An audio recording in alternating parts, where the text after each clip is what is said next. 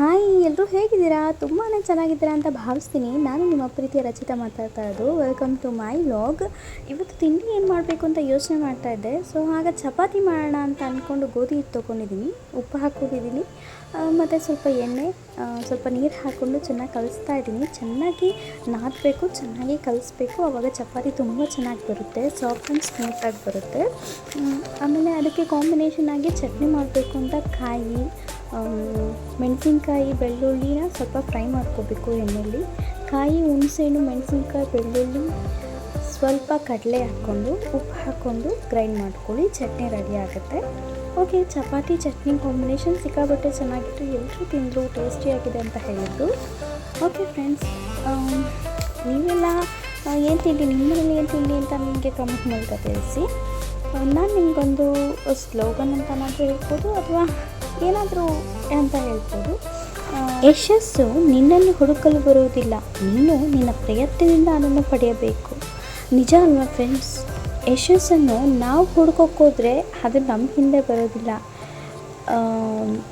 ನಾವೇ ಅದನ್ನು ಅಂದರೆ ತುಂಬ ಕಷ್ಟಪಟ್ಟು ಅದಕ್ಕೆ ಪ್ರಯತ್ನದ ಮೇಲೆ ಪ್ರಯತ್ನ. ಈಗ ಒಂದು ಮಾವಿನ ಹಣ್ಣಿದೆ, ಮಾವಿನ ಮರ ಇದೆ ಅಂದರೆ ಹಣ್ಣು ಬೇಕು ಅಂದ ತಕ್ಷಣ ಒಂದೇ ಒಂದು ಕಲ್ಲು ಹೊಡೆದ ತಕ್ಷಣ ಹಣ್ಣು ಬಿಟ್ಬಿಡುತ್ತಾ? ಬೀಳೋದಿಲ್ಲ ಅಲ್ವಾ? ಸೊ ನಾವು ಮರಳಿ ಪ್ರಯತ್ನ ಮಾಡಿದಾಗ ಮಾತ್ರ ಅದು ಹಣ್ಣು ಬೀಳುತ್ತೆ. ಸೊ ಅದನ್ನೇ ಈಗ ಹೇಳ್ತಾ ಇದ್ದಾರೆ ಈ ಒಂದು ಸ್ಲೋಗನ್ ಮುಖಾಂತರ. ಯಶಸ್ಸು ನಿನ್ನನ್ನು ಹುಡುಕಲು ಬರುವುದಿಲ್ಲ, ನೀನು ನಿನ್ನ ಪ್ರಯತ್ನದಿಂದ ಅದನ್ನು ಪಡೆಯಬೇಕು. ನಮ್ಮ ಪ್ರಯತ್ನದಿಂದ ಮಾತ್ರ ನಾವು ಯಶಸ್ಸನ್ನು ಪಡೆಯೋದಕ್ಕೆ ಸಾಧ್ಯ. ಇವತ್ತು ಇರ್ತೀವಿ, ನಾಳೆ ಇರ್ತೀವೋ ಇಲ್ವೋ ಅದೇ ಗೊತ್ತಿಲ್ಲ. ಸೊ ಈ ಥರ ಜೀವನದಲ್ಲಿ ನಮಗೇನು ಇಷ್ಟನೋ, ನಾವು ಹೇಗೆ ಬದುಕಬೇಕು ಅಂತ ಇಷ್ಟನೋ ಸ್ವಲ್ಪ ಆ ಕಡೆ ಕೂಡ ಗಮನ ಕೊಡಬೇಕು. ಬಿಕಾಸ್ ಯಾಕೆಂದರೆ ಸಿಕ್ಕಾಪಟ್ಟೆ ಟ್ಯಾಲೆಂಟ್ ಇರೋ ಮನುಷ್ಯರು ಎಲ್ಲದನ್ನೂ ಪ್ರೆಸ್ ಮಾಡ್ಕೊಂಡು ಇಟ್ಕೊಳ್ಳೋಕ್ಕಾಗಲ್ಲ. ಏಕೆಂತಂದರೆ ಟ್ಯಾಲೆಂಟ್ನ ಎಕ್ಸ್ಪ್ರೆಸ್ ಮಾಡಲೇಬೇಕು. ಅವರಲ್ಲಿರೋಂಥ ಟ್ಯಾಲೆಂಟ್ನ ಜನಗಳಿಗೆ ಶೇರ್ ಮಾಡಿದಾಗ, ರೀಚ್ ಆದಾಗ ಅವರಲ್ಲಿರೋಂಥ ಟ್ಯಾಲೆಂಟ್ಗೂ ಒಂದು ಬೆಲೆನೂ ಬರುತ್ತೆ ಮತ್ತು ಅವ್ರ ಮುಖದಲ್ಲಿ ಆಗುವಂಥ ಖುಷಿನೇ ಬೇರೆ. ಬಿಕಾಸ್ ನೀವು ನೋಡ್ತಾ ಇರ್ಬೋದು, ಕೆಲವರು ಸಿಕ್ಕಾಪಟ್ಟೆ ಟ್ಯಾಲೆಂಟೆಡ್ ಪರ್ಸನ್ಸ್ ಇರ್ತಾರೆ, ಬಟ್ ಅವ್ರಿಗೆ ಎಕ್ಸ್ಪ್ರೆಸ್ ಮಾಡೋದಕ್ಕೆ ಆಗೋದಿಲ್ಲ.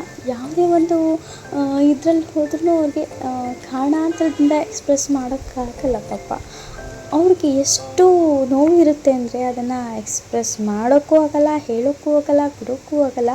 ಬಟ್ ಅವರು ಏನಾದರೂ ಅವ್ರಿಗೊಂದು ಚಾನ್ಸ್ ಅಂತ ಕೊಟ್ಟಾಗ ಅವ್ರಿಗೆಲ್ಲೋ ಹೋಗ್ತಾರೆ.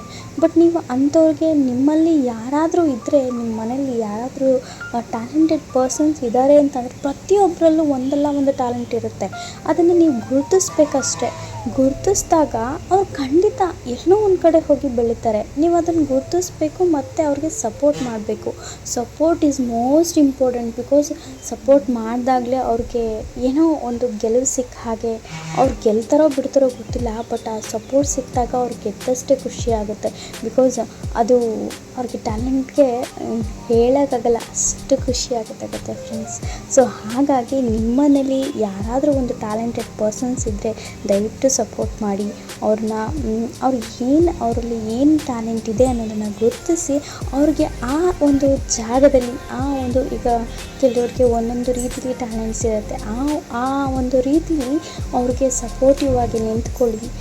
ಅವ್ರಿಗೆಲ್ಲೋ ಒಂದು ಕಡೆ ಯಶಸ್ಸಿಗೆ ನೀವೇ ಕಾರಣ ಆಗಿರ್ತೀರ. ಅವ್ರು ಯಾವತ್ತೂ ನಿಮ್ಮನ್ನು ಮರೆಯೋದಿಲ್ಲ. ಆಗ ಇದು ಏನೋ ಹೇಳಬೇಕು ಅಂತ ಅನಿಸ್ತು, ಸೊ ಹೇಳಿದೆ ಅಷ್ಟೇ. ಮರೆಯೋದಿಲ್ಲ ಮತ್ತು ಸಿಕ್ಕಾಪಟ್ಟೆ ಅವ್ರಿಗೆ ಬದುಕಿದ್ದಕ್ಕೂ ಒಂದು ಸಾರ್ಥಕತೆ ಅಂತ ಅನಿಸುತ್ತೆ. ಬಿಕಾಸ್ ಎಲ್ಲದನ್ನು ಇಟ್ಕೊಂಡು ಅವ್ರ ಮನಸ್ಸೊಳಗಡೆ ಇಟ್ಕೊಂಡು ಸತ್ತೋದ್ರೆ ಏನು ಪ್ರಯೋಜನ? ಏನೂ ಇಲ್ಲ ಅಲ್ವಾ? ಬಿಕಾಸ್ ಅವ್ರು ಸಿಕ್ಕಾಪಟ್ಟೆ ಟ್ಯಾಲೆಂಟೆಡ್ ಪರ್ಸನ್ ಇದ್ದಾಗ ಅವರಲ್ಲಿ ಇರೋವಂಥ ಟ್ಯಾಲೆಂಟ್ನ ಹೊರಗಡೆ ಹಾಕಬೇಕು. ಆವಾಗಲೇ ಅವ್ರು ಬದುಕಿದ್ದಕ್ಕೂ ಒಂದು ಸಾರ್ಥಕತೆ ಆಗುತ್ತೆ. ಅವ್ರು ಬದುಕಬೇಕು ಅಂತಂದರೆ ಅವರಲ್ಲಿರೋಂಥ ಟ್ಯಾಲೆಂಟ್ನ ಎಕ್ಸ್ಪ್ರೆಸ್ ಮಾಡಬೇಕು. ಒಬ್ಬೊಬ್ಬರಿಗೆ ಒಂದೊಂದು ರೀತಿ ಟ್ಯಾಲೆಂಟ್ಸ್ ಖಂಡಿತ ದೇವ್ರು ಕೊಟ್ಟಿರ್ತಾನೆ. ಅದನ್ನು ನಾವು ಕೂಡ ಗುರುತಿಸ್ಕೊಂಡು ಮುಂದೆ ಹೋಗಲೇಬೇಕು. ಬಿಕಾಸ್ ದಾರಿ ಇಲ್ಲ. ಲೈಫ್ ಜರ್ನಿ ತುಂಬ ಲಾಂಗ್ ಜರ್ನಿ ಅಲ್ವಾ ಈ ಲೈಫಲ್ಲಿ. ಮತ್ತು ಯಾವಾಗ ಏನಾಗುತ್ತೋ ಗೊತ್ತಿಲ್ಲ.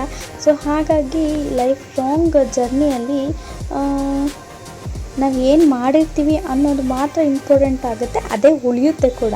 ಸೊ ಹಾಗಾಗಿ ಈಗ ನಾವು ಹೋದ್ರೂ ಕೂಡ ನಮ್ಮ ಒಂದು ಟ್ಯಾಲೆಂಟ್ಸ್ ಆಗಿರ್ಬೋದು, ನಾವೊಂದು ಒಬ್ಬರು ನಮ್ಮ ಪ್ರೀತಿಯಿಂದ ಮಾತಾಡ್ಸೋದಾಗಿರ್ಬೋದು, ಇಲ್ಲಾಂದರೆ ನಮ್ಮ ಒಂದು ನಾವು ಏನು ಜನಗಳಿಗೆ ಕೊಡ್ತೀವಲ್ಲ ಕೊಡುಗೆಯಾಗಿ, ಅಥವಾ ಏನೋ ಒಂದು ಭಾವನೆಗಳಾಗಲಿ, ಅದು ಮಾತ್ರ ಉಳಿಯುತ್ತೆ, ಇನ್ನೇನು ಉಳಿಯೋಲ್ಲ. ನಾವಲ್ಲಿ ನಮ್ಮ ಬಾಡಿನೇ ಸುಟ್ಟು ಹೋಗಿರುತ್ತೆ, ಇಲ್ಲಾಂದರೆ ಹೂತಾಕಿದ್ರೆ ಮೂಳೆ ಮಾಂಸಗಳಾಗಿರುತ್ತೆ, ಏನು ಮಾಡೋಕ್ಕಾಗಲ್ಲ ಅದು. ಬಿಕಾಸ್ ಎಲ್ರಿಗೂ ಇದೇ ರೀತಿ ಇರುತ್ತಲ್ವ, ಎಲ್ಲರೂ ಇದೇ ರೀತಿ ಆಗೋದು.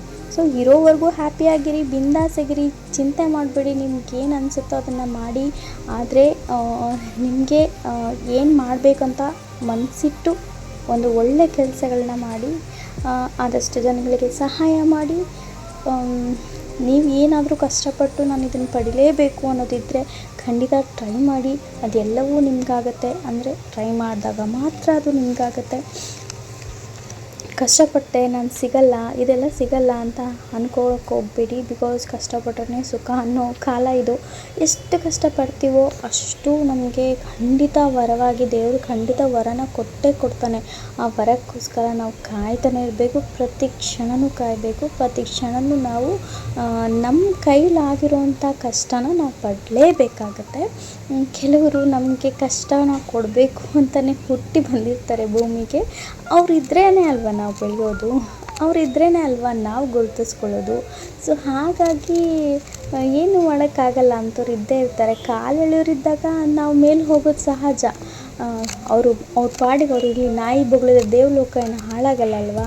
ಹಾಗಾಗಿ ಅವ್ರ ಪಾಡಿಗೆ ಅವ್ರು ಇರಲಿ, ಅವ್ರ ಪಾಡಿಗೆ ನಮ್ಮ ಪಾಡಿಗೆ ನಾವು ಇರೋಣ. ಯಾವುದಕ್ಕೂ ಕಿವಿ ಕೊಡಬಾರ್ದು, ಯಾವುದಕ್ಕೂ ತಲೆ ಕೊಡಬಾರ್ದು.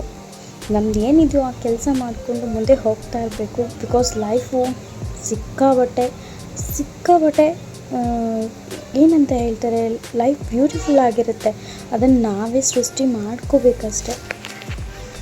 ಸ್ವಲ್ಪ ಮೈಂಡ್ ಅಪ್ಸೆಟ್ ಆದರೂ ಕೂಡ ಯಾರೂ ಬರೋದಿಲ್ಲ.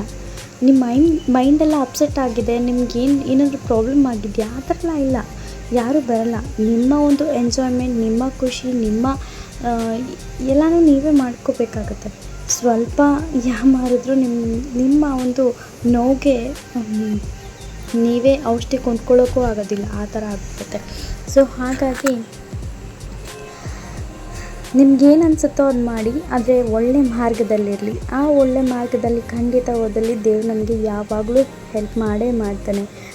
ಬೆಳಗ್ಗೆ ಎದ್ದ ತಕ್ಷಣ ಏನೇನು ಮಾಡ್ತಿರೋ ರೂಟೀನ್ಸ್ ಖಂಡಿತ ಅದೆಲ್ಲ ಅಂದರೆ ಮಾಡೋದ್ರಲ್ಲಿ ಕೆಲವ್ರಿಗೆ ಹೆಲ್ಪ್ ಮಾಡೋದು, ನಮ್ಮ ಕೆಲಸಗಳನ್ನ ನಾವು ನೋಡ್ಕೊಳ್ಳೋದು, ದುಡ್ಕೊಳ್ಳೋದು, ತಿನ್ನೋದು, ಮತ್ತು ಏನು ಹೇಳ್ತಾರೆ ಸ್ವಲ್ಪ ಸ್ಪಿರಿಚುವಲ್ ಕೂಡ ಇರಬೇಕು. ಬಿಕಾಸ್ ದೇವರಿಲ್ದಲೇ ನಾವಿಲ್ಲ. ಸೊ ಹಾಗಾಗಿ ದೇವರಿದ್ರೇ ನಾವು ಆ ಕಡೆ ಹೋದಾಗ ನಮಗೆ ಸಿಕ್ಕಾಬಟ್ಟೆ ನಮಗೆ ಅವರಿಂದ ಸಪೋರ್ಟ್ ಸಿಗುತ್ತೆ.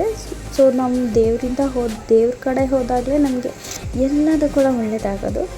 ಲೈಫು ಫ್ಲೂಯೆಂಟಾಗಿ ಸಾಗುತ್ತೆ. ಬಿಕಾಸ್ ಯಾರೇ ಏನೇ ಮಾಡಲಿ, ಯಾರೇನು ಕಾಲು ಯಾರೇ ಏನು ಬೈಲಿ, ಯಾರು ಏನಾದರೂ ಮಾಡ್ಕೊಳ್ಳಿ, ದೇವರೊಬ್ಬ ನಮ್ಮ ಜೊತೆಲಿದ್ದರೆ ನಮ್ಮ ಲೈಫ್ ಅಂತೂ ಬಿಂದಾಸಾಗಿ ಸಾಗುತ್ತೆ. ಸೊ ಹಾಗಾಗಿ ಸ್ಪಿರಿಚುವಲ್ ಕಡೆ, ದೇವ್ರ ಕಡೆನೂ ಸ್ವಲ್ಪ ಗಮನ ಕೊಡಿ. ನೀವು ಮಾಡೋ ಕೆಲಸ ಮಾಡಿ, ನಿಮ್ಮ ಮಾಡೋ ಕೆಲಸದಿಂದ 4 ಜನಕ್ಕೆ ಒಳ್ಳೆಯದು ಕೂಡ ಆಗಬೇಕು. ಆಮೇಲೆ ನಿಮಗೆ ಕೂಡ ಅದರಿಂದ ಹೆಲ್ಪ್ ಕೂಡ ಆಗಬೇಕು. ಆ ಥರ ಮಾಡಿ ಅಷ್ಟೇ. ಖಂಡಿತ ಹೆಲ್ಪ್ ಅವಶ್ಯಕತೆ ಇದ್ದವ್ರಿಗೆ ನಿಮ್ಮ ಕೈಯಲ್ಲಿ ಆಗೋ ರೀತಿಲಿ ನೀವು ಹೆಲ್ಪ್ ಮಾಡಲೇಬೇಕು. ಅದು ದೇವ್ರು ಮೆಚ್ತಾನೆ ಅಂತ ಹೇಳ್ತಾರೆ. ಹಾಗಾಗಿ ಮಾಡೋದನ್ನು ಮಾಡಲೇಬೇಕು. ಓಕೆ, ಚಪಾತಿ ಎಲ್ಲ ರೆಡಿ ಆಯಿತು, ಚಟ್ನಿ ಆಯಿತು. ಏನು ಇವತ್ತು ತುಂಬ ಹೊರಿತಾ ಇದ್ದಾರೆ ಅಂತ ಅಂದ್ಕೋಬೇಡಿ. ಬಿಕಾಸ್ ನನಗೆ ಏನು ಹೇಳಬೇಕು ಅಂತ ಅನ್ನಿಸ್ತು ಅದನ್ನು ನಾನು ಹೇಳಿದೆ. ನಾವು ಎಷ್ಟೇ ನಮ್ಮ ಲೈಫಲ್ಲಿ ನಾವು ಏನು ಮಾಡ್ತಿದ್ದೀವಿ ಅನ್ನೋದು ನಮಗೆ ಖಂಡಿತ ಗೊತ್ತಿರಬೇಕು. ಅದು ಮನಸ್ಸಲ್ಲಿ ಒಳ್ಳೆತನ ಇರಬೇಕು, ಒಳ್ಳೆ ದಾರಿಲೇ ಹೋಗಬೇಕು. ಒಳ್ಳೆ ದಾರಿಗೆ ಹೋದಾಗ ಖಂಡಿತ ದೇವ್ರು ನಮಗೆ ಹೆಲ್ಪ್ ಮಾಡ್ತಾನಂತೆ, ಪ್ರತಿ ಕ್ಷಣವೂ ಜೊತೇಲಿ ಇರ್ತಾನಂತೆ. ಯಾವಾಗಲೂ ನೀನು ಏನೇ ಮಾಡು, ನೀನು ಯಾವಾಗಲೂ ನಾನು ಇರ್ತೀನಿ ಅಂತ ದೇವರೇ ಹೇಳ್ತಾನಂತೆ. ಸೊ ಹಾಗಾಗಿ ಒಳ್ಳೆಯದನ್ನು ಮಾಡಿ ಅವಶ್ಯಕತೆ ಇರೋರಿಗೆ ಹೆಲ್ಪ್ ಮಾಡಿದಾಗ ನಿಮಗೆ ನೀವು ಮಾಡಿರುವಂಥ ಪೂರ್ವಜನ್ಮದ ಕರ್ಮ ತೊಳ್ಕೊತೀರ ಅಲ್ಲಿಗೆ ಆವಾಗ. ಸೊ ಹಾಗಾಗಿ ಪೂರ್ವಜನ್ಮದ ಕರ್ಮ ತೊಳ್ಕೊಂಡಾಗ ನಿಮಗೆ, ನಿಮ್ಮ ಮಕ್ಕಳಿಗೆ ತುಂಬ ಹೆಲ್ಪ್ ಆಗುತ್ತೆ. ಸ್ವಲ್ಪ ಜನಕ್ಕೆ ಸಹಾಯ ಮಾಡಿ, ಮತ್ತು ಆದಷ್ಟು ಅನಾಥಾಶ್ರಮಗಳಿಗೆ ಹೆಲ್ಪ್ ಮಾಡಿ, ಸಹಾಯ ಮಾಡಿ. ಅದಾದಮೇಲೆ ಬಿಂದಾಸಾಗಿರಿ, ನಿಮ್ಗೇನು ಇಷ್ಟನೋ ಅದು ಮಾಡಿ. ನೀವು ಹ್ಯಾಪಿಯಾಗಿದ್ದರೆ ಬೇರೆಯವ್ರಿಗೂ ಕೂಡ ಹ್ಯಾಪಿಯಾಗಿ ಇಟ್ಕೋಬೋದು. ಫಸ್ಟು ನಮ್ಮನ್ನು ನಾವು ನೀಟಾಗಿ ಇಟ್ಕೋಬೇಕಾಗುತ್ತೆ. ಬಿಕಾಸ್ ನಾವು ಸರಿ ಇದ್ದರೆ ತಾನೇ ಬೇರೆಯವ್ರನ್ನ ನೋಡ್ಕೊಳಕ್ಕಾಗೋದು. ನಾವು ಕರೆಕ್ಟಾಗಿದ್ದಾಗ ನಾವು ಬೇರೆಯವ್ರನ್ನ ಖಂಡಿತ ತುಂಬ ಸಂತೋಷವಾಗಿ ನೋಡ್ಕೋಬೋದು. ಹಾಗಾಗಿ ನಾವು ಎಷ್ಟು ಖುಷಿಯಾಗಿದ್ದೀವಿ ಅನ್ನೋದು ತುಂಬಾ ಇಂಪಾರ್ಟೆಂಟ್ ಆಗಿರುತ್ತೆ. ಅದ್ರ ಕಡೆ ಖಂಡಿತ ಗಮನ ಕೊಡಿ. ನಿಮಗೇನಾದರೂ ಟ್ಯಾಲೆಂಟ್ ಇದ್ದರೆ ಖಂಡಿತ ಅದನ್ನು ಎಕ್ಸ್ಪ್ರೆಸ್ ಮಾಡಿ, ಮುಚ್ಚಿಟ್ಕೊಂಡು ಹಾಗೆ ಹೋಗಬೇಡಿ, ಜೀವನ ಕಳಿಬೇಡಿ, ಸುಮ್ಮನೆ ವೇಸ್ಟ್ ಆಗುತ್ತೆ. Okay, thank you so much. Bye, see you, take care.